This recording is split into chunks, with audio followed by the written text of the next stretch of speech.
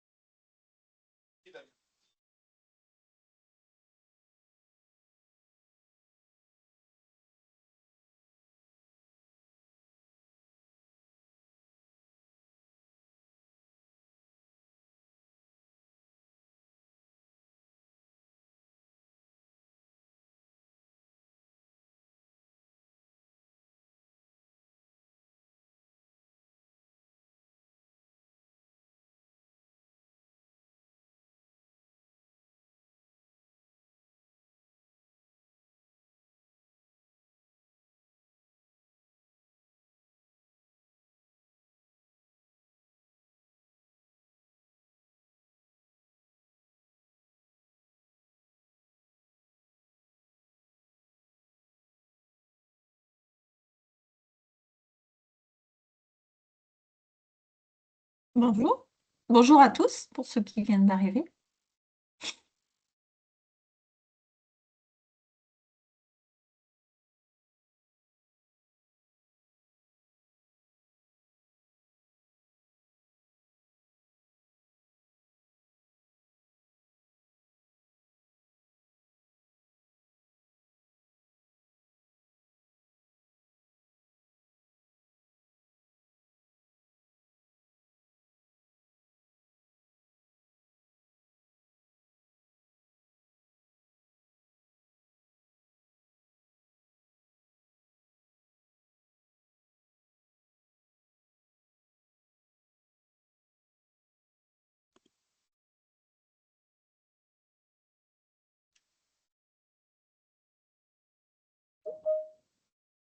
Bonjour à tous. J'attends que les gens arrivent gentiment. Bonjour. Bonjour. Bonjour Céline Bonjour. de la DNS, c'est ça? Direction du numérique en santé. C'est dit? Oui, Céline, vous nous entendez? j'ai D'accord, ok. mon D'accord. son qui était coupé. Pas de problème. Ok. Je me suis Bienvenue dit, dans c'est drôle, on ne me répond pas, mais non, si. Bienvenue dans ce rendez-vous. Merci. J'attends que les gens arrivent un petit peu. Bonjour. Bonjour.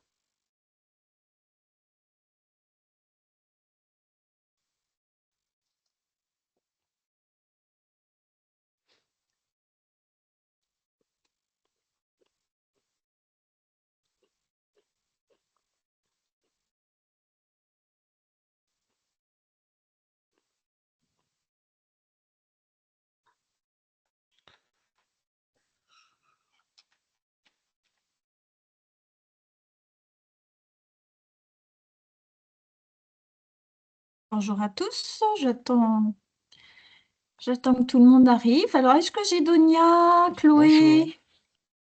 Ils sont là. Bonjour, notre maîtrise d'ouvrage. Bonjour Chloé. Donia est là aussi? Je pense qu'elle va arriver bientôt. D'accord, ok. En interne, j'ai bien Yannick, Sébastien. Esma, c'est bon. Qu'est-ce qu'il y a d'autre? Laure est là. Laure, t'as les sacs, Laure Lechem, je ne l'ai pas vu passer encore. Je vais voir à son bureau.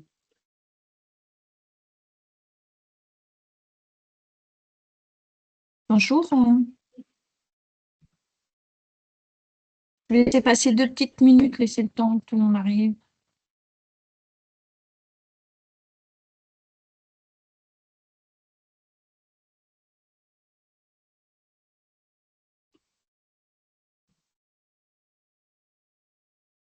Bonjour à tous. Bonjour à tous.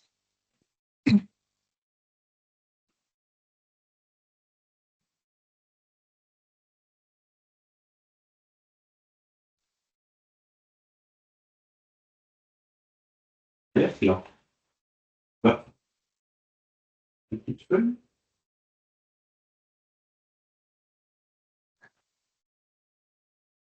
Bonjour. Bonjour. Bonjour. Bonjour. Bonjour. Bonjour. Bonjour. Ah, je vois que Laure est là. Très bien. Je vais laisser passer encore 1 minute et puis on commence. C'est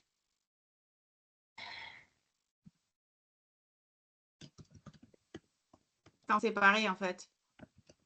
Je quitte celle-là. Bonjour.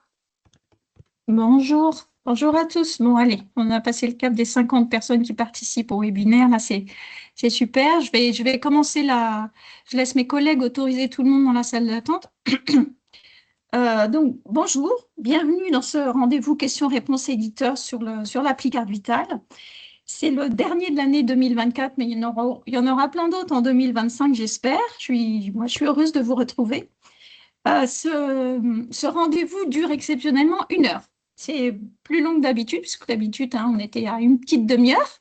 Et là, on l'a fait durer 1 heure, parce que la dernière fois, vous aviez plein de questions sur l'INS. Alors, je vais vous demander d'éteindre vos micros. Voilà, merci.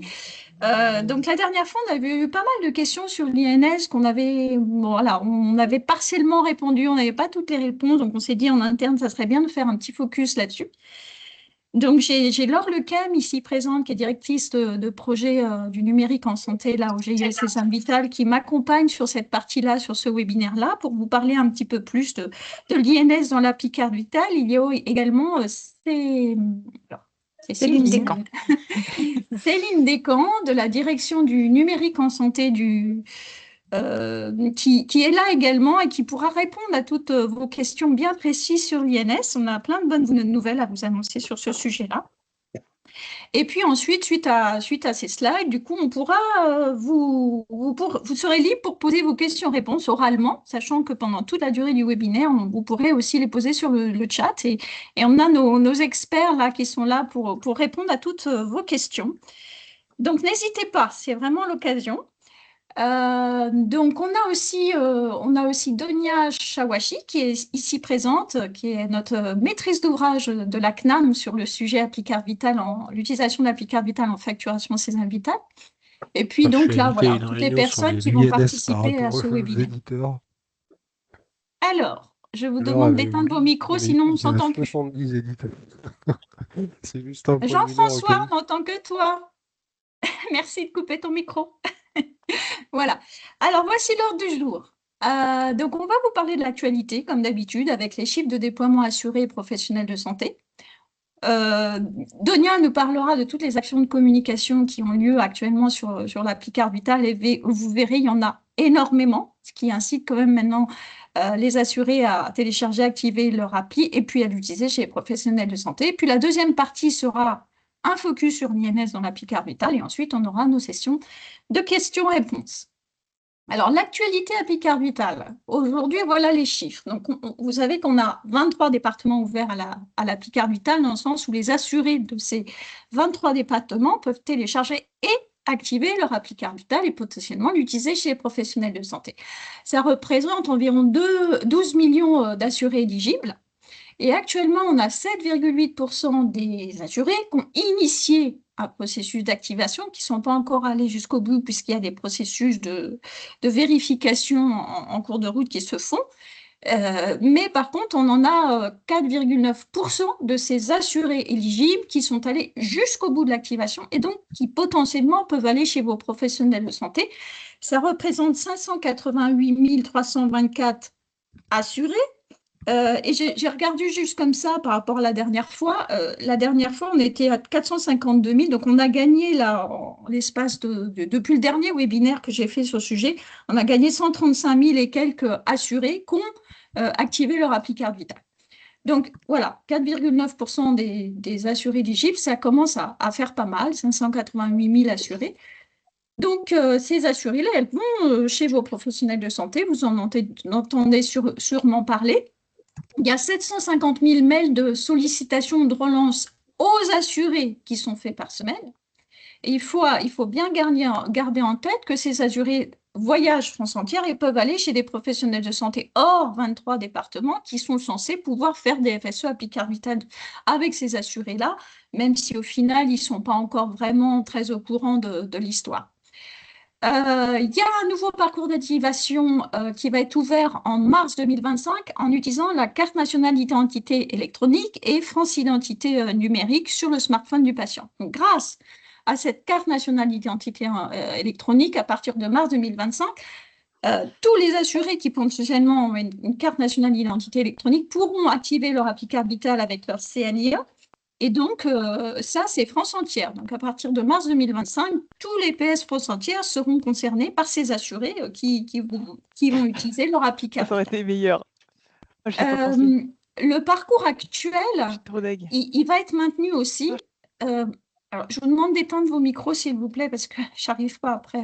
Voilà. Le parcours actuel donc d'activation de l'applicable vital via un processus de vérification d'identité va être poursuivi aussi en 2025, puisqu'en fait, tous les assurés n'ont pas une carte nationale d'identité électronique.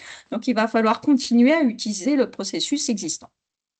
Donc, ça, c'est pour les assurés qui ont activé leur applicable vital. Par rapport aux professionnels de santé, donc là, je vous remercie parce qu'il y a vraiment eu un gros effort des éditeurs sur le sujet pour avoir implémenté l'applicable vital dans leur logiciel, puisqu'on a 74,5% des éditeurs qui ont une offre de logiciels compatibles applicable vital, même si tous les logiciels ne sont pas encore déployés, c'est quand même pas mal. Et on en a donc 64,8% des éditeurs qui ont au moins un PS qui est équipé, donc a commencé à déployer, voire fini de déployer la version compatible applicable vital sur le terrain. Et on a 21,2% des éditeurs qui ont au moins un professionnel de santé utilisateur. D'ailleurs, nous, on voit passer chaque semaine les nouveaux éditeurs qu'on fait une première FSE applicable vital, enfin, dont un professionnel de santé a fait une première FSE applicable vital, et généralement, on vous sollicite pour ça, pour connaître votre stratégie de déploiement. Donc, ça avance doucement, mais sûrement, ces chiffres sont encourageants.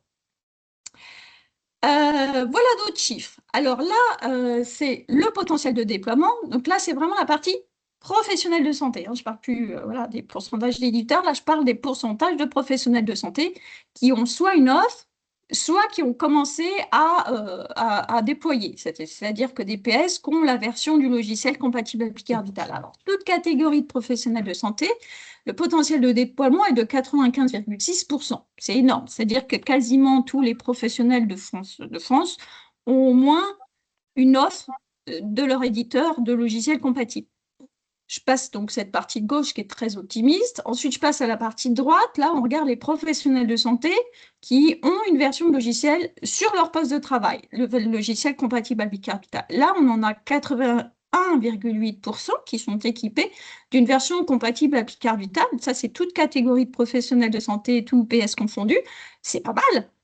Alors, on voit qu'on a des catégories qui sont meilleures que d'autres. On sait aussi que c'est lié au forfait structure, que notamment chez les catégories médecins, l'année dernière, le Ségur, c'était vraiment l'actualité chez les éditeurs de logiciels. Donc, forcément, les PS sont plus déployés dans ces catégories-là aussi. Et puis, c'était notre priorité. Donc, les médecins, les pharmaciens, c'était notre priorité. Donc, on a plus travaillé avec les éditeurs de ces catégories-là. Mais nous sommes ouverts à tous les éditeurs de toutes les catégories. N'hésitez pas à nous contacter.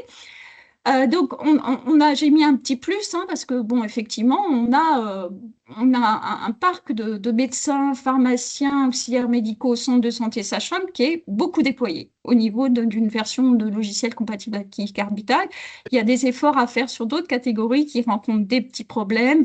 On est en train de résoudre tout ça.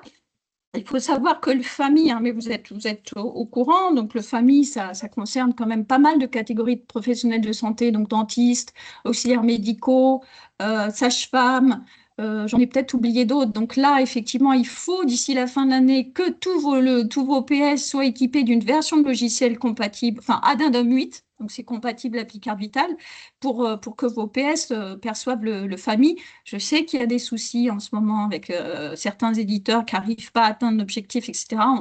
On en discute, n'hésitez pas à revenir vers nous. En tout cas, tout ça est assez encourageant.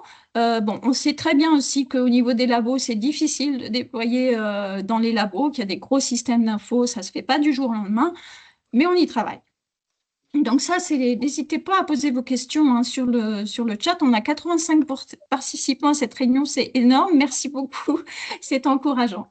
Donc je continue mes slides.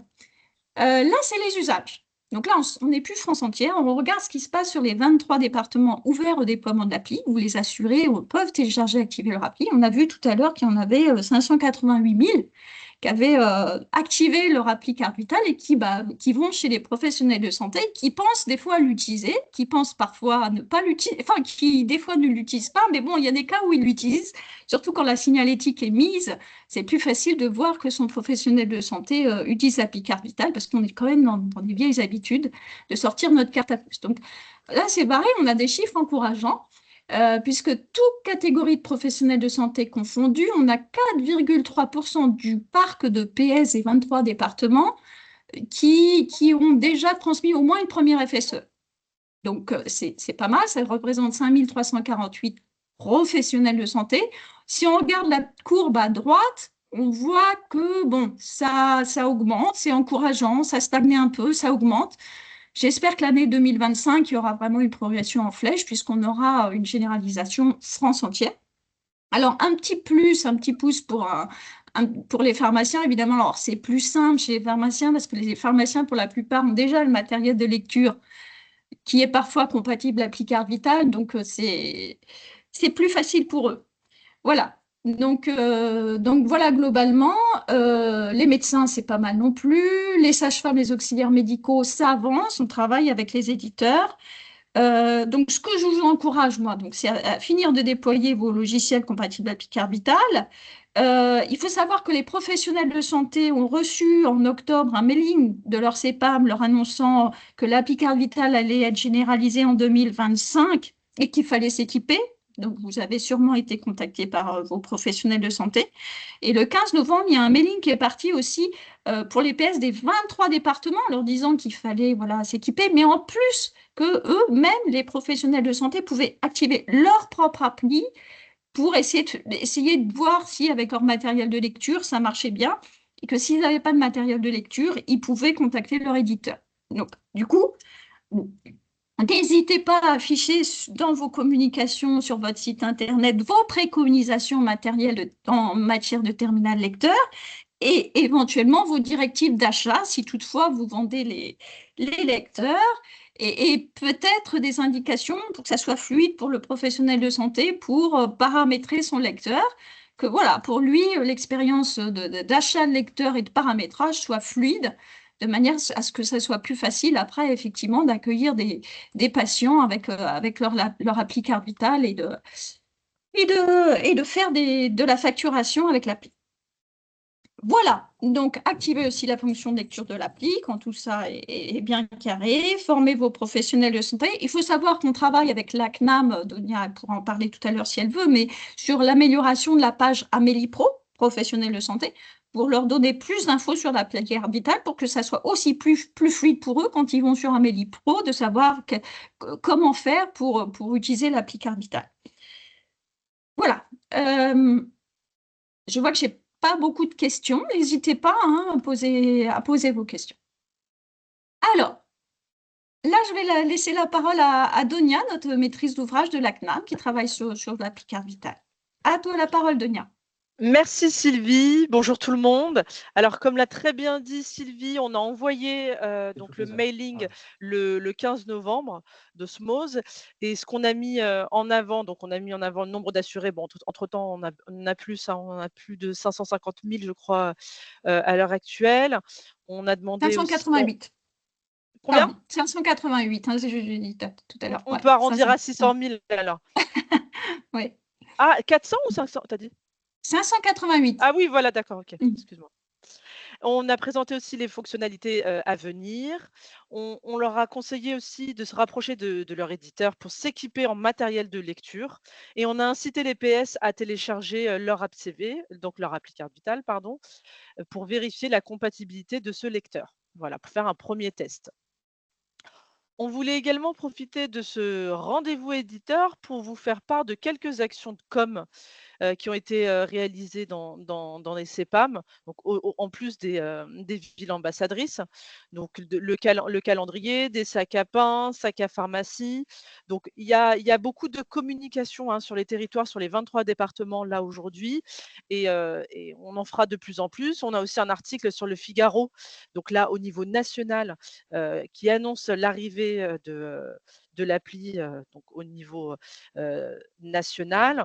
On vous a aussi partagé une vidéo qui a été réalisée donc, dans le cadre des villes ambassadrices. On a mis le lien donc, sur la slide. N'hésitez pas, elle est très sympa et elle est bien faite.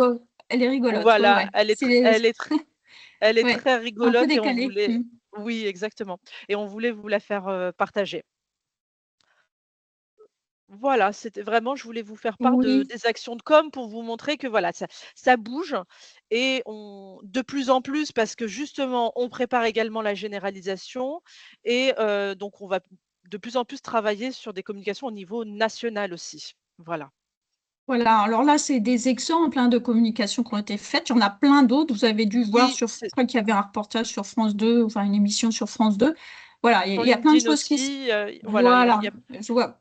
Dans la ville du Mans, qui est aussi une ville ambassadrice, il y avait des affiches partout sur l'appli Carte Vitale. Enfin, ça bouge dans les et ça transports va en bouger commun, dans encore les gares plus. aussi Voilà, il y a eu de ouais. de l'affichage. Là, c'est quelques exemples effectivement, Sylvie, hein, c'est quelques exemples. Voilà.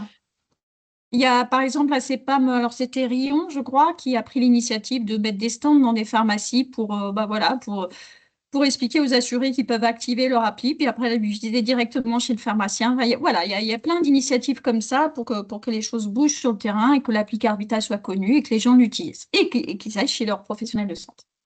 Merci, Donia. Merci beaucoup. Alors, on a une petite question. Peut-être mettre les liens vidéo dans la conversation. Ça sera fait avec le compte rendu, il me semble, Sylvie. On pourra partager le Oui, lien. oui, alors si de la- quelqu'un peut mettre le lien direct dans le chat, là, c'est très bien, comme ça les gens pourront aller voir Oui, direct je peux m'en tout de suite occuper. après. Esma, tu... Ouais, ok, super. Merci. Merci. Donc, mais oui, c'est vrai que ces slides, ils seront diffusés à l'issue du webinaire, ils sont sur l'espace industriel, il y aura aussi le replay.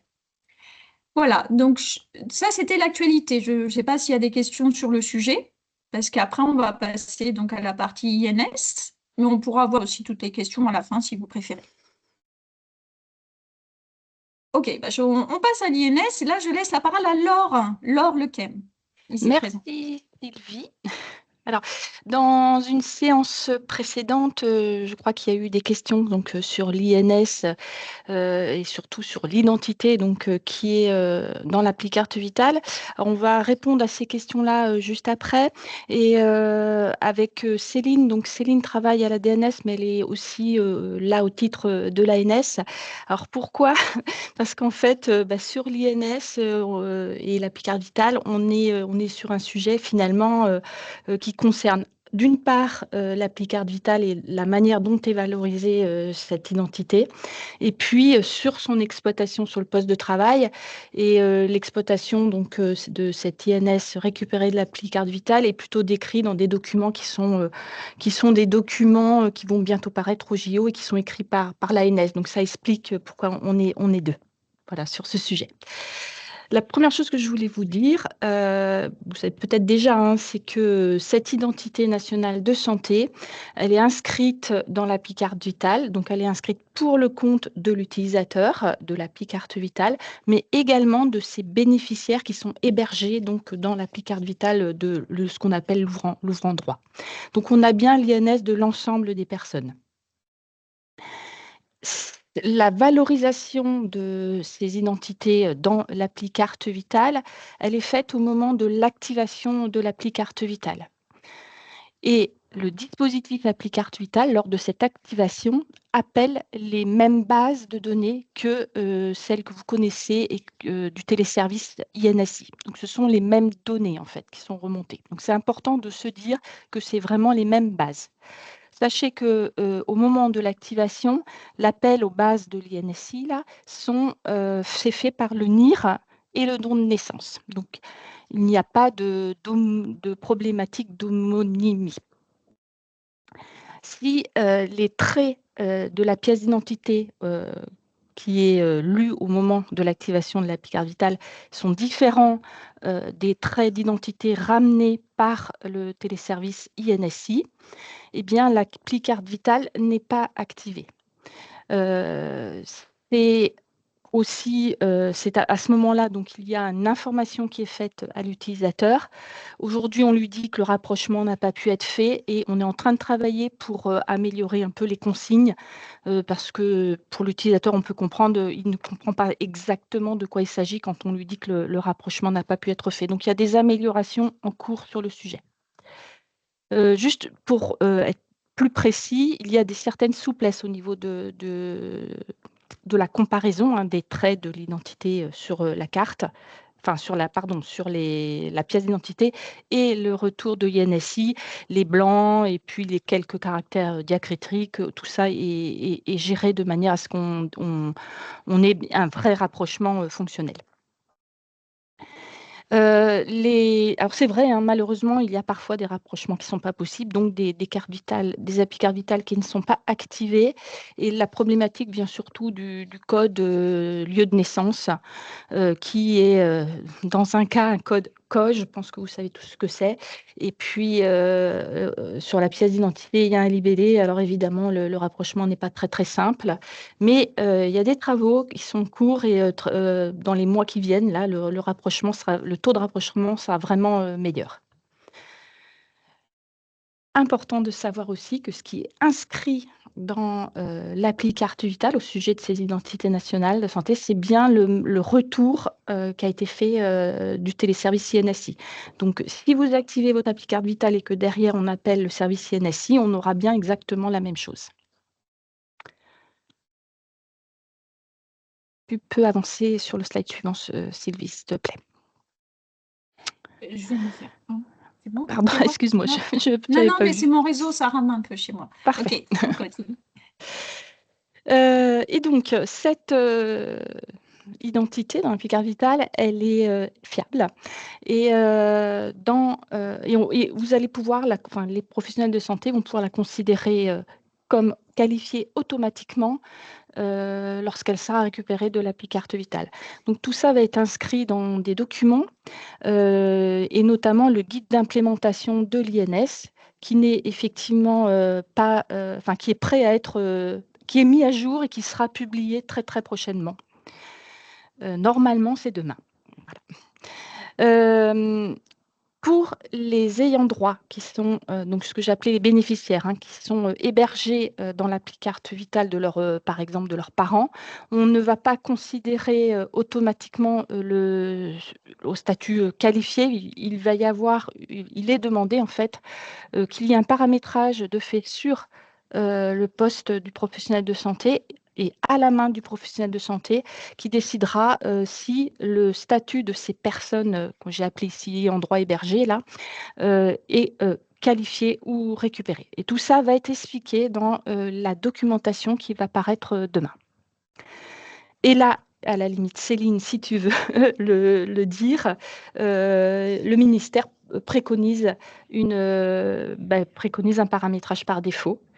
Et en plus, dans les futurs, alors les REM, c'est les référentiels d'exigence qui sont dans le cadre du Ségur. Et donc, dans le cadre du Ségur vague 2, il y aura une exigence pour considérer cette identité comme qualifiée.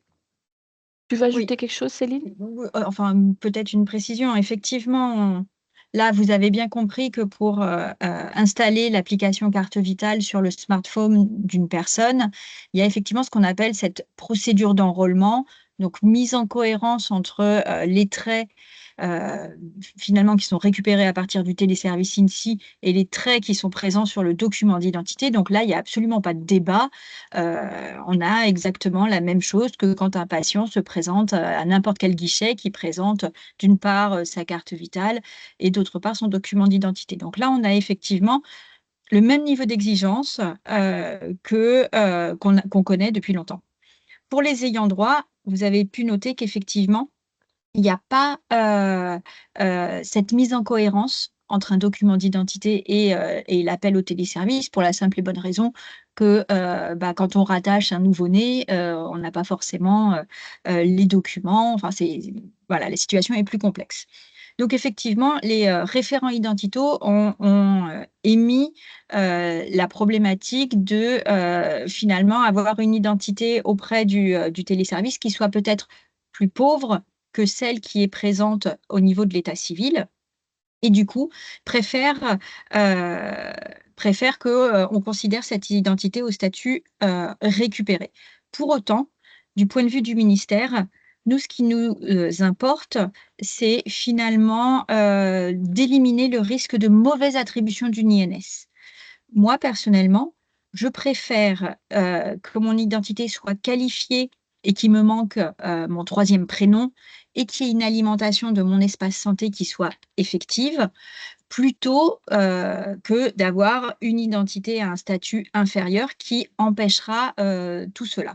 Donc voilà, la position du ministère, c'est de considérer que les identités qui sont récupérées à partir de l'appli carte vitale, elles doivent être considérées comme qualifiées. Pour autant, on sait qu'on a des activités qui sont davantage à risque. Typiquement, là, je pense aux établissements sanitaires qui ont des activités d'urgence ou de maternité, où on sait que les cas d'usurpation d'identité ou la fiabilité de l'identité, elle n'est pas toujours assurée. On permet quand même aux professionnels de faire ce choix, de considérer ces identités, en tout cas des ayants droit, comme étant juste récupérées et de demander un document d'identité pour accéder à la qualification. Donc, nous, par défaut, on demande effectivement à ce que ces identités soient considérées qualifiées. Pour autant, vous devez permettre à vos clients de faire ce choix-là. Et juste par rapport au point d'après, par rapport à la publication du corpus documentaire, donc on croise encore les doigts puisque rien n'est encore gagné pour la publication de demain. Vous savez dans quel contexte politique on est. Le référentiel INS et ses annexes sont considérés comme affaires courantes, donc devraient bénéficier de la publication demain. Pour autant, pour être très transparente, tout le monde sollicite le cabinet du ministre pour les affaires courantes et faire passer les derniers arrêtés avant qu'il y ait un changement de gouvernement. Donc, si ce n'est pas demain, ce sera lundi, probablement au plus tard. Merci Céline. Alors sur cette slide, je voulais aussi également parler des modifications parce qu'on sait que les INS ne sont pas modifiés très régulièrement, mais malgré tout, ça peut arriver. Par exemple, les personnes qui changent de sexe ou des noms. Parfois, la loi du Pont-Moretti permet effectivement aux personnes de changer de nom de naissance dans certains cas. Et donc, s'il y a un changement, il faut savoir que le dispositif appli carte vitale en est notifié. Et lorsque l'utilisateur, une fois qu'il a reçu cette notif, le dispositif appli carte vitale, lorsque l'utilisateur ouvre son appli carte vitale après cette notification, eh bien, son profil est révoqué. Pourquoi? Parce que justement, les traits d'identité ne correspondent plus. L'utilisateur est invité à recommencer son activation et bien sûr, il faut qu'il le fasse avec sa pièce d'identité qui contient les changements. Quand il s'agit d'une modification qui pour les bénéficiaires, donc les fameux ayants droit qui sont hébergés dans l'appli de leur ouvrant droit, la mise à jour, elle est automatique. Ce qui fait qu'on a toujours des INS en appli carte vitale qui correspondent bien à ce qu'il y a dans le téléservice INS. Donc là, on vient de faire la présentation donc, de comment finalement ces identités sont valorisées au niveau de l'appli carte vitale. Et puis, donc, vous avez compris, demain ou début de semaine prochaine, vous aurez aussi les documents officiels, puisque ça va paraître au JO, qui disent comment exploiter ces identités. Et puis après, on a récupéré les 3. Donc, tu peux effectivement avancer sur le slide suivant. Oui, alors peut-être avant d'avancer, Oui. Laure, si ça t'embête pas, alors je suis en parallèle les questions sur le chat, je pense qu'on répond à pas mal de questions, mais je suis buggée sur une question. C'est dans le cas où le logiciel. Est-ce qu'on peut plutôt voir les questions qui ont été posées les dernières fois? Voilà, parce que D'accord, peut-être ok, que ça ça va y marche. répondre. Peut-être. Je ne sais pas, Oui, je n'ai oui, pas lu les questions je suis pas sûre. de Mais Joyce. ok, on en reparle. Ok. Donc, je passe le slide suivant? Oui, D'accord, s'il te plaît. ça marche. Donc, alors normalement, j'espère qu'avec l'explication qu'on a fait avant, maintenant la réponse est plus simple, enfin plus évidente. Donc la question était, est-ce que l'INS qui est retourné par l'appli carte vitale pour donc l'utilisateur sera toujours identique à l'INS récupéré par le logiciel via les téléservices qui sont disponibles INSI?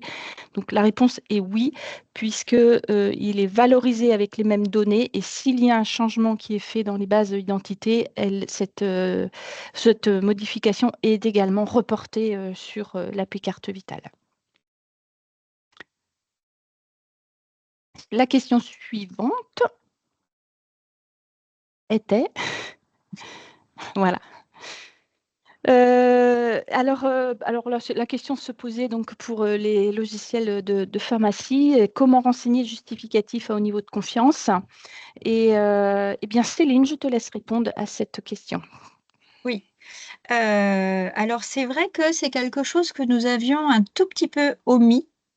Il y a quelques semaines, j'ai animé un webinaire sur les évolutions entre la V2 et la V3 du guide d'implémentation de l'INS destiné aux éditeurs. Et on m'a posé cette question. Et du coup, eh ben, on a fait, vu que rien n'était encore publié, on a eu cette chance-là, on a effectivement rajouté une coche appli carte vitale ou application carte vitale, enfin comme vous pouvez dans vos logiciels. Je sais que vous êtes souvent contraints par la place. Donc, avoir une coche qui ait exactement les mêmes mécanismes que un dispositif d'identification à haut niveau de confiance. Voilà.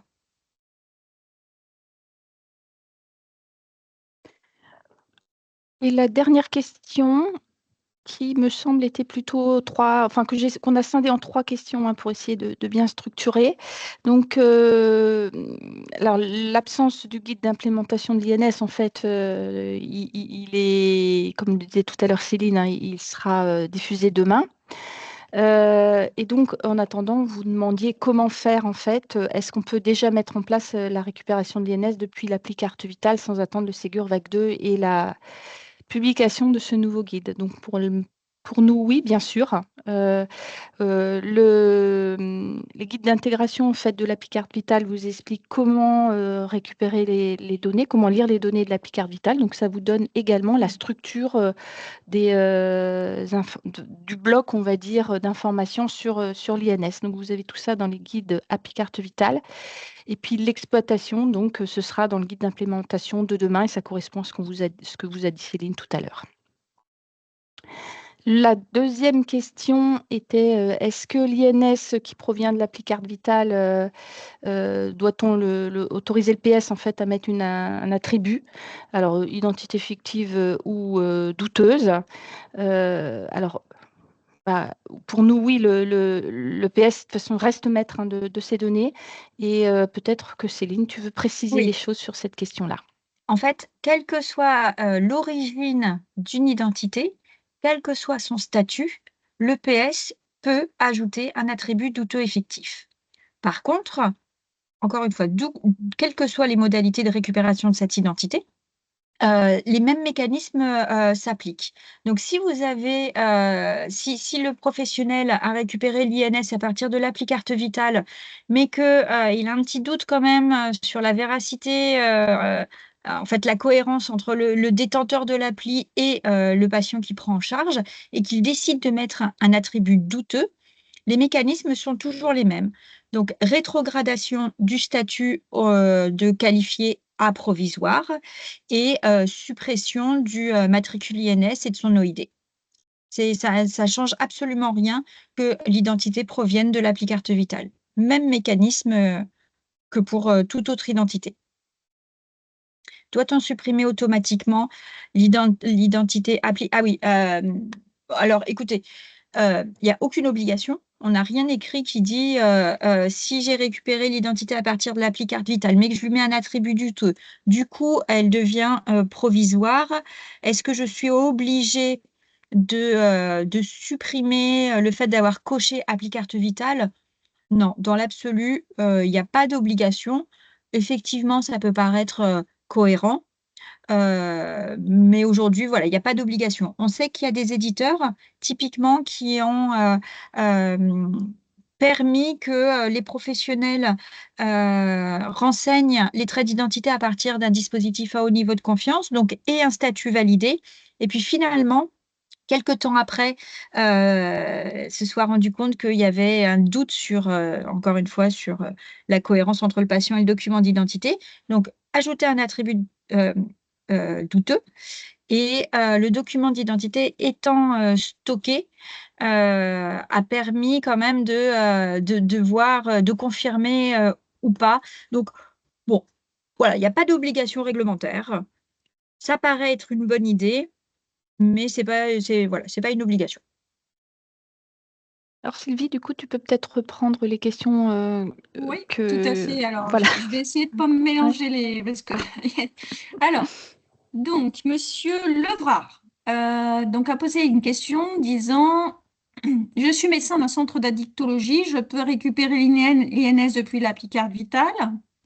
Donc, attendez, j'arrive. Alors, oui, On va j'ai répondre. apporté des éléments de réponse dans le chat. Ouais.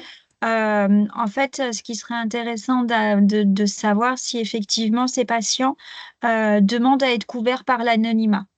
Parce que s'il n'y a pas de demande d'anonymat, il n'y a rien qui empêche effectivement l'appel au téléservice et la qualification de l'identité.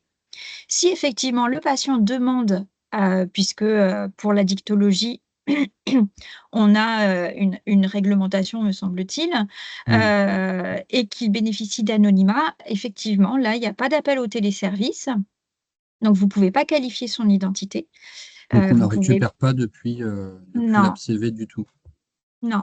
En fait, Donc, le truc, c'est que ça voudrait dire que l'éditeur doit mettre en place un mécanisme qui vous permet de récupérer l'identité de la personne au statut qualifié et que après vous la rétrogradiez en apportant par exemple un attribut fictif. Mais du Oui. coup, je ne sais pas, vous faites quoi de la pseudonymisation? Les patients, je ne suis pas le spécialiste, donc d'accord. je saurais Le pas vous patient, il répondre. est appelé par ses vrais traits d'identité. Oui. Oui. D'accord, donc pas Non, ils peuvent d'anonymat. avoir des pseudos, Voilà. aussi. Ouais. Ouais. Donc, s'il y a un pseudonyme, effectivement, ça ne sert à rien d'appeler le téléservice avec le pseudonyme, hein, vous n'aurez rien. Oui, bien sûr. Et par contre, s'il n'y a pas si le patient ne souhaite pas être couvert par l'anonymat, vous pouvez tout à fait récupérer l'identité à partir de l'appli carte vitale et qualifier son identité. Ça reste une démarche volontaire du praticien de récupérer l'identité sur l'AppCV, en tout cas. Alors, Ce n'est en pas un fait, automatisme qui est obligatoire. cet automatisme, il n'est pas obligatoire. Pour autant, Mhm. le référencement des données de santé avec l'INS est obligatoire depuis le 1er janvier 2021. Oui, oui. Voilà. Okay. Alors, on avait une autre question. Merci.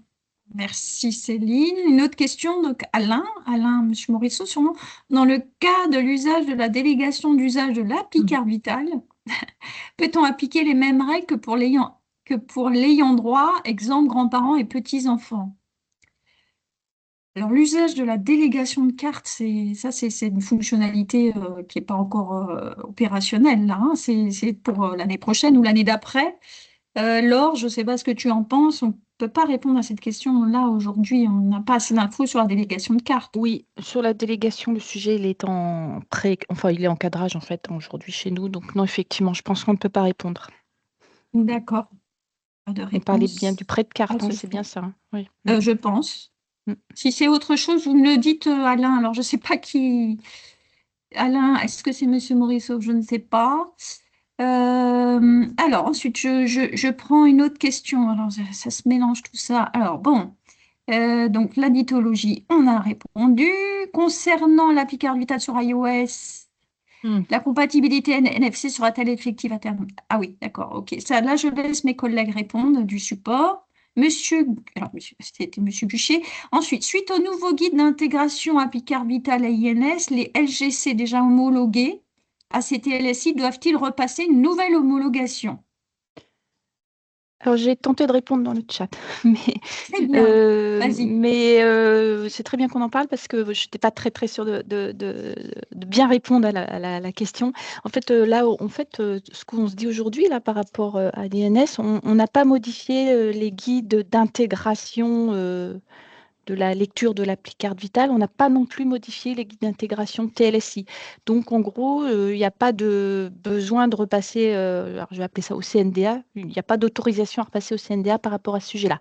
Ce qui est modifié, c'est le guide d'implémentation. Et le guide d'implémentation, donc, il est porté par l'ANS. Donc, je pense que c'est plutôt l'ANS qui donnera ses consignes par rapport à ça. Peut-être que toi, tu peux, Céline, préciser des choses là-dessus, mais pour moi, cette question, elle est vraiment liée plutôt au Ségur, en fait, je pense. C'est ça. En fait, Mm. ça va dépendre de si vous candidatez ou pas à la vague 2 du Ségur.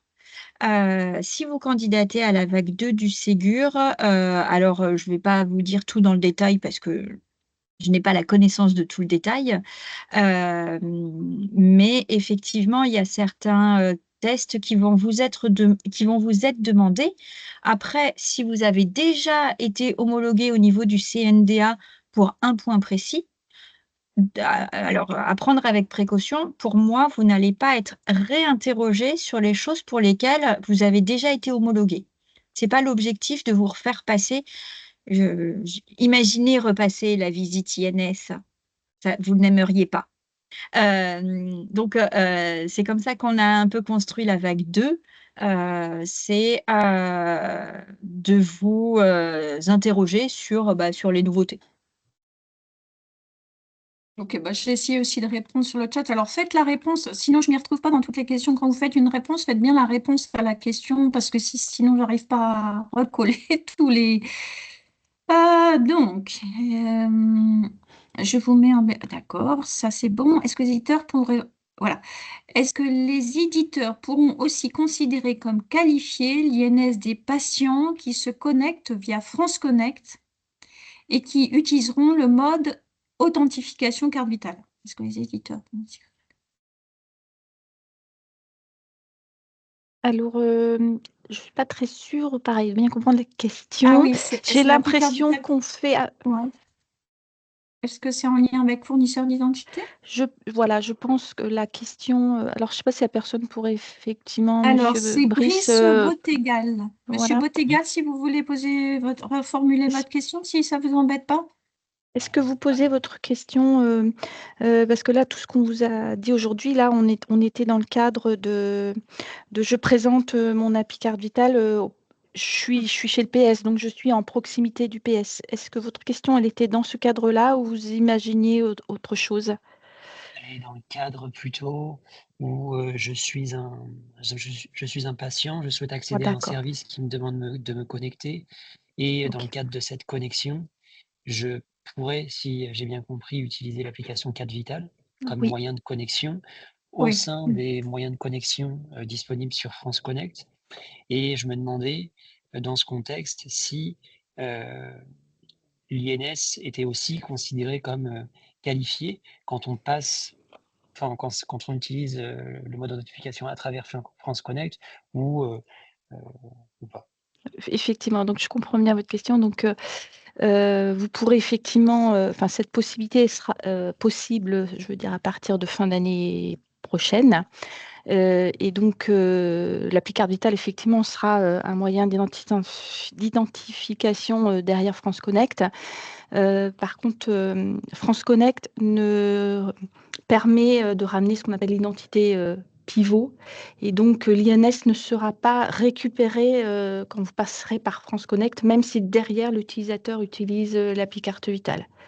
Par contre, c'est quand même une très bonne question ce que vous posez là, parce qu'il est aussi prévu, un peu après la mise en place donc de l'appli carte vitale derrière France Connect, de pouvoir aussi utiliser le fournisseur d'identité appli carte vitale en direct. Et là, ça vous permettra effectivement de récupérer l'INS. Et oui, pour moi, il sera qualifié. Pareil. Alors peut-être, Céline, il y aura besoin de texte supplémentaire, mais je ne sais pas. Mais donc ça, c'est plutôt pour fin d'année prochaine, voire début d'année 2026. Et c'est prometteur, effectivement, de pouvoir identifier et Oui. vraiment authentifier un utilisateur, un patient, pardon, dès sa prise de rendez-vous, par exemple. D'accord, donc question très intéressante. Est-ce que ça a répondu, Alors, monsieur? Oui, merci. Oui. Alors ensuite, Monsieur Guchier des Croissants, lorsqu'on change de téléphone, il est nécessaire de refaire toute la procédure de vérification de carte. Bref, le même processus que toute la première fois, est-il prévu de simplifier cela? Bon, ça, ok, on va répondre. Et si Sébastien ou Yannick peuvent répondre à cette question, ça serait sympa. C'est pas une question INS. Alors, je crois qu'on a fait le tour. Est-ce que mes collègues du GIE, là, qui suivent les questions-réponses, est-ce que j'aurais oublié une question qui n'a pas été répondue? Je ne pense pas. Tout Je pense balayé. qu'on aurait. Alors, donc, ce que je vais faire maintenant, si ça vous embête pas, et les questions Excusez-moi, peuvent. bonjour. Oui, alors, qui parle? C'est Monsieur Baron de Santé Médicale. Bonjour, bien monsieur prendre la Baron, parole. éditeur radiologue, oui. Exactement. Alors, je suis peut-être passé à côté, mais j'avais posé une question et je n'ai pas entendu la réponse. Ah, exact. Exact. Je Reformulez viens de la votre question, reposter, du coup. excusez-nous. Alors, Oui, en fait, notre logiciel est agréé INSI en nom propre, donc on fait les appels directement et on passe par un moteur de facturation pour produire des FSE et notamment pour être agréé application carte vitale. Est-ce que dans ce cadre-là, notre moteur de facturation peut ou doit nous donner l'INS qualifié? ah oui. Oui, bien sûr. Oui. Enfin, il remonte Et l'INS, comme si vous l'appeliez en ouais. direct, enfin, comme si vous lisiez l'appli Vital en direct. Hein. Le fait de D'accord. passer Même par un si on n'est pas moteur de agréé au travers facturation, de ça lui. ne change. Votre moteur est agréé à Danone 8. On est Oui, d'accord? il est Voilà. agréé Et vous, vous application êtes. carte vitale, mais en fait, ce que je pose, enfin, c'est parce que, en fait, là, aujourd'hui, notre logiciel appelle directement le téléservice INS sans passer par le moteur de facturation. Et pour l'application carte vitale, on passe par notre moteur de facturation qui est agréé à Danone 8. Et c'est à savoir, dans ce cadre-là, si on reçoit un patient qui a son application carte vitale, est-ce qu'on peut récupérer l'INS qui est sur l'application carte vitale en tant que qualifié, directement dans notre application, sans faire d'appel au téléservice? En fait, Ah le oui. principe de l'appli carte vitale, c'est que justement, ça va éviter, d'une part, l'appel au téléservice et d'autre part, le fait de demander au patient de présenter un document d'identité.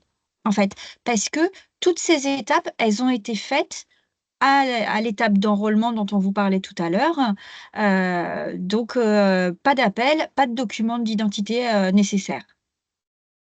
D'accord. Ok, merci. C'est ma question. C'est tout l'avantage, en fait, de l'appli carte vitale. Et c'est Ouais, on avait peut-être et en termes oublié de ouais. préciser, c'est important, oui, effectivement. Oui, c'est super. Merci Ok. beaucoup. Alors, je vais prendre les questions oralement maintenant. Merci de lever la main, du coup, si vous avez des questions sur l'INES ou autre sujet. Hein. Voilà, n'hésitez pas. Donc, on vous écoute. Si vous êtes trop timide, vous posez sur le chat. Il n'y a pas de souci. Et juste en attendant que les langues se délient, si elles se délient, dans le chat, je vous ai mis le replay du webinaire dont je vous parlais tout à l'heure sur les évolutions entre la V2 et la V3 du guide d'implémentation. Voilà, comme ça, vous saurez un petit peu d'ores et déjà quelles sont les évolutions qui sont attendues pour la vague 2. Merci, c'est dur. Bonjour, Allez. j'en Qui avais une parle, question. s'il vous plaît? Émile Petre. Pardon, Émile Bonjour, Petre. monsieur Petre. Ah, Bonjour. Bonjour, allez-y, posez votre question. J'ai raté les 5 premières minutes. C'est certainement quelque chose que C'était vous avez les plus déjà dit, importantes. vous dit la dernière fois. Je voulais juste que vous me rappeliez le planning de déploiement là, de cette année des départements au fond des régions. L'année 2025, vous voulez dire? Oui, c'est ça, l'année 2025. Comment ça va s'agencer? Il y a deux grandes dates à retenir. Il y a mars 2025, il y aura un nouveau processus d'activation qui sera mis en œuvre avec la carte nationale d'identité électronique. Et là, c'est n'importe quel Français qui aura une France entière, n'importe quel Français qui aura une CNIE pourra activer son appli carte vitale partout en France. Donc, et potentiellement partout en France, aller voir son professionnel de santé. Je ne sais plus quels sont les chiffres exactement, Laure, ça représente potentiellement combien d'assurés, ça, de la CNIE? Alors, très honnêtement, je n'ai pas le nombre en tête. Par contre, il faut bien préciser qu'effectivement, c'est la carte d'identité électronique nouveau format. C'est celle qui ressemble à une carte bancaire, là, physiquement. Et il faudra également avoir fait je ne sais pas si on appelle ça l'enroulement, mais la sécurisation de l'identité via l'application France Identité. Voilà. Et pour ceux qui C'est n'ont pas... deux conditions, en fait, qu'il faut. Monsieur Pett, ceux qui n'ont pas la CNIE, eux, ils continueront avec le parcours comme le parcours actuel de vérification. Qui sera étendu progressivement tout au long de l'année 2025. 2025. Et il me semblait qu'on atteignait 100% là. Je ne sais plus si le 100% c'était des Français couverts là. C'était septembre ou avant ou décembre. Fin 2025. Oui, fin 2025, oui. Voilà. La date précise n'est peut-être pas encore, mais c'est plutôt fin 2025, oui. C'est ça. Très bien. Merci bien. D'autres questions? Il est 52, on a encore quelques minutes, n'hésitez pas. Tout est clair. Juste pas une d'autres précision. questions? Oui, Oui, juste monsieur Lebras. Thibaut de EIG Santé. Pour être sûr, les secrétaires, parce que tout à l'heure vous parliez que les professionnels de santé pouvaient accéder aux INS qualifiés de l'appli carte vitale, mais les secrétaires, c'est la même chose. Oui, Et oui. pour accéder, il n'y a pas de, Alors, restriction particulière. Là, je vais laisser parler Sébastien du support, si ça ne l'embête pas, Sébastien, de parler de... Pour l'authentification, toutes les cartes sont acceptées CPE, CPS, CDE, il n'y a pas de CPF, il n'y a pas de restriction à ce niveau-là. C'est au niveau de la signature des factures que si tu veux en dire un mot, il n'y a si pas tu de veux, Sébastien. restriction. Ok, très bien. Voilà. Donc les secrétaires médicales qui disposent d'une CPE, qu'elle soit nominative ou anonyme, peuvent faire appel au service Authentique et donc récupérer l'INS via l'appli carte vitale. Ok. D'accord. Je vais demander à Esma si elle veut sur le chat aussi de mettre le lien de notre chaîne YouTube pour avoir le replay. Effectivement, cette session de questions-réponses a été enregistrée, enfin est enregistrée, et il y aura le replay sur notre chaîne YouTube du GIE Sésame Vital. Donc ça, je réponds à une question. Comment retrouver la session enregistrée? Ben là, voilà, c'est ça. Alors, c'est pas la session appli carte vitale, c'est la session du webinaire, je suppose. Hein? J'essaie de faire de l'humour, mais je ne fais pas rire grand monde. Bon. Est-ce qu'il y a d'autres questions? Oui, moi j'en ai encore une petite, Émile Pêtre. Je suis étonnée de ne pas avoir Monsieur Morisseau qui pose sa question. D'habitude, j'ai toujours une question de Monsieur Morisseau, mais non, pas aujourd'hui. Tout est super clair, en fait. Donc, une petite sur les indicateurs de suivi là, des appels web service AppCV. Oui. Il y avait, il y a quelques temps, me semble-t-il, un projet de fournir ces indicateurs aux éditeurs là. Oui, tout à fait, on y travaille.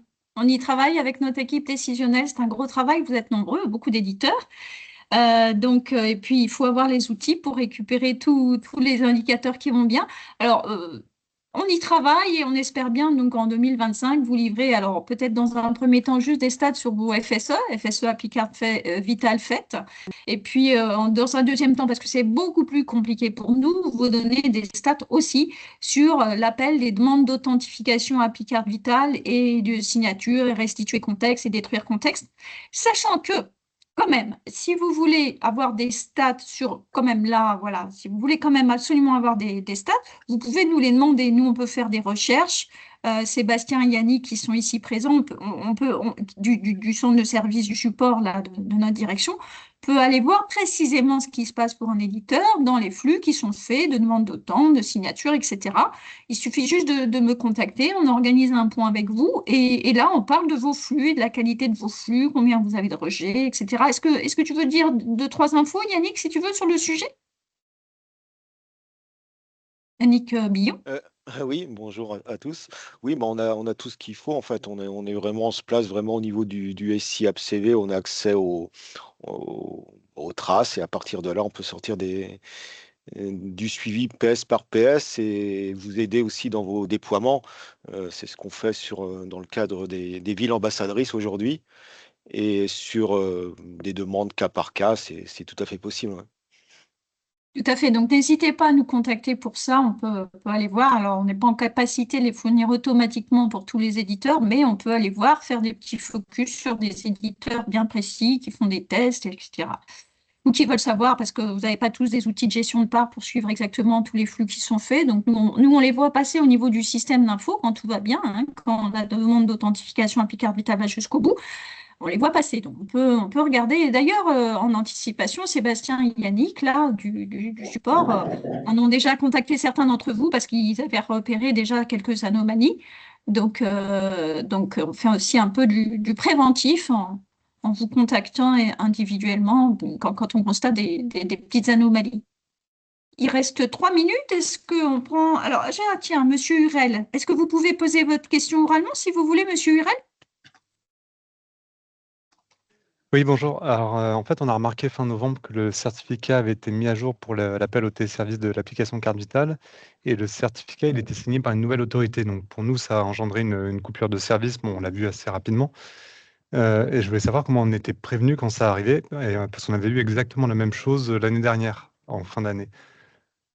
Oui, on a renouvelé les certificats parce que en fait, il y a des changements au niveau des principes de sécurité et en fait, on a des certificats qui risquent de durer plus que 3 mois au lieu d'un an. Donc là, on voulait pas se faire piéger par ce mécanisme-là, donc on a préféré renouveler donc le certificat qui a été mis à disposition au mois de novembre, il est valable 1 an. Et donc voilà, on a sans doute manqué quelque chose au niveau de l'information auprès des éditeurs, puisque normalement le mécanisme est censé être automatisé dans les navigateurs, mais il y a un certain nombre d'éditeurs qui passent pas par des navigateurs, qui gèrent leurs propres certificats. On va voir pour pouvoir mieux communiquer l'année prochaine lors du renouvellement. Par contre, voilà, avec des renouvellements qui vont ne plus être annuels mais trimestriels, on ne fera pas forcément de communication systématiquement. Donc on est en train de voir pour faire des documents de référence là-dessus pour mieux vous expliquer comment anticiper en fait ce type de renouvellement. Ok, après, le problème, c'est surtout que c'est l'autorité qui a changé, parce que nous, on enregistre les autorités de confiance. Donc, tant que c'est toujours signé par la même autorité, ça pose pas de souci. Mais là, ça change d'autorité à chaque fois. Oui, Enfin, à alors chaque fois. l'année dernière, c'était pas de notre fait, en fait, c'était le fournisseur de certificats qui avait décidé lui-même de changer l'autorité intermédiaire. Donc là, c'était par contre de notre fait, puisqu'on a changé de prestataire, de fournisseur d'identité. Donc voilà, bah, on verra pour adapter effectivement les communications pour essayer de vous prévenir de ces changements à l'avenir. Mais encore une fois, on essaye de s'inscrire dans un cadre plus global parce qu'il sera difficile de vous communiquer des informations de manière systématique. Suite D'accord, à des merci renouvellements Sébastien. qui vont se retrouver plus massivement. Ouais. Ok. Tu verras, Sébastien, il y a une question sur la C-racine. Je m'adresse aux deux Laure qui sont ici présentes, éventuellement sur l'extension aux transporteurs sanitaires de l'application Vitale. Ouais, je vais pas forcément faire une réponse, c'est pas très très clair en fait, mais je voudrais quand même apporter, on va dire, des éléments. Bon, techniquement, l'appli Carte Vitale, elle peut être lue avec pas n'importe quelle, avec tout type de carte CPS ou CPE. Effectivement, les transporteurs sanitaires en sont équipés, donc a priori, j'aurais envie de dire oui. En tout cas, techniquement, oui, c'est possible. Après, et peut-être que là, Céline pourra me compléter. Sur l'INS, par exemple, je ne suis pas certaine à 100% que les transporteurs aient accès à l'INS. Et donc, du coup, bah, voilà, je vous dis. Et en plus, aujourd'hui, il me semble qu'il faut avoir l'addendum 8. Les transporteurs ne sont pas concernés Oui. par l'addendum 8. Donc, je pense qu'en fait, vous soulevez un sujet intéressant il va falloir qu'on regarde ça de plus près. Donc voilà, je ne vous réponds pas vraiment, je donne juste Oui. quelques éléments et surtout, c'est une très bonne question, voilà, à laquelle il va falloir qu'on prenne du temps pour y répondre. On ne peut pas répondre en live. Là. Merci Laure. Juste Céline, peut-être tu voulais... ouais, juste peut-être pour l'accès effectivement aux téléservices, on va dire que les habilitations à accéder aux téléservices ont évolué avec la ICPS qui ouvre effectivement davantage d'accès à des professionnels qui n'en avaient pas le droit jusqu'alors. Donc, pour faire assez simple, tout porteur d'une ICPS peut accéder au téléservice INSEE. Après, effectivement, il y a les autres téléservices, typiquement, que je maîtrise beaucoup moins, voire pas. Donc, peut-être qu'effectivement, il y aura une réponse qui pourra vous être faite dans un second temps. On a dépassé d'1 minute. J'ai vu que Caroline Godin avait levé la main. Est-ce que Caroline, vous avez obtenu une réponse à votre question ou vous voulez la poser? Non, bonjour Bonjour, Sylvie. Caroline. Bonjour Céline, bonjour Laure. Bonjour. Bonjour tout le monde. Bonjour. En fait, oui, c'était par rapport à cette autorisation avec les ICPS sur les téléservices. C'est effectif déjà? Parce qu'on a l'impression que nous, on ne peut pas avancer côté Pro Santé Connect, justement, pour mettre en place ces types d'authentification. Effectivement, c'est pas ouvert. La ICPS aujourd'hui n'est pas ouverte pour accéder aux téléservices intégrés, on Oui, va on dire reste aujourd'hui. en carte Tout à fait. physique. Oui, Oui. oui, tout à fait. Oui, Oui, non, mais c'est ce il que y a des c'est dans le temps. travaux. C'est dans le temps, voilà. Il y a des travaux en cours. Il va y Oui, avoir. C'est quand même pour bientôt, on va dire, pour oui, non, certains parce qu'on services, mais pas pour l'appli, c'est pas tout de suite. parce qu'on a pas mal finalement, on a des questions de nos Mm. professionnels de santé, genre, à quoi ça et notre ICPS, est-ce qu'on peut utiliser tous les téléservices? Donc pour l'instant, on est d'accord que Aujourd'hui, c'est pas non. le cas. Non, Ouais. aujourd'hui, non. Pour l'INS, ce sera au courant de l'année 2025. Pour la facturation, c'est plutôt 2026, je crois. Merci beaucoup. Super, bah, je pense qu'on va, voilà, le webinaire va Merci prendre beaucoup. fin. Merci à tous. Alors, j'avais 2-3 choses à vous dire. Donc là, c'est une première de faire un focus sur un point particulier. Là, c'était l'INS sur l'appli Carte Vitale. Si vous voulez qu'on fasse d'autres focus comme ça dans ces petits rendez-vous, faut me le dire tout simplement. On a passé le cap des 100 participants, c'est énorme. Merci à vous. Je pense que c'est une bonne habitude qu'on a prise là. Et puis, donc les slides, le replay seront sur l'espace industriel dans les jours qui viennent. Et l'alimentation de la fac FAQ sera également mise à jour bientôt. Et puis, je vous souhaite bonne fête de fin d'année. N'oubliez pas de m'envoyer des cadeaux. Je rigole, hein. C'est la petite touche d'humour. Voilà, merci à tous. Au revoir. Merci beaucoup. À la prochaine fois. Au revoir. Merci, au revoir. Merci, au revoir. Au revoir. Merci. Au revoir, merci. Au revoir.